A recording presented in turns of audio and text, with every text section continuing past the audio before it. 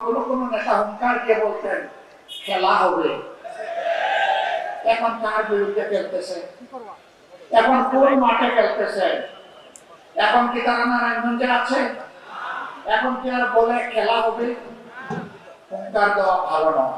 তো কি আপনাদেরই ছেলে, তার হত্যার বিচার কি এই নারায়ণগঞ্জের মানুষ আজ পর্যন্ত পেয়েছে?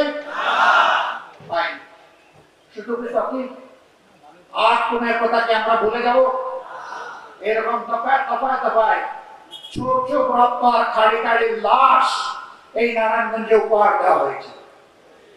এবং কোন কোন নেতা হুঙ্কার দিয়ে বলতেন খেলা হবে, এখন কার বিরুদ্ধে খেলতেছে, এখন কোন মাঠে খেলতেছে, এখন কি তারা নারায়ণগঞ্জে আছে, এখন কি আর বলে খেলা হবে?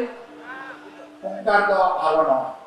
অহংকার আল্লাহ তাআলার চাদর, আল্লাহ তাআলা পছন্দ করেন না, এটা নিয়ে কোনো মানুষ টানাটানি করে।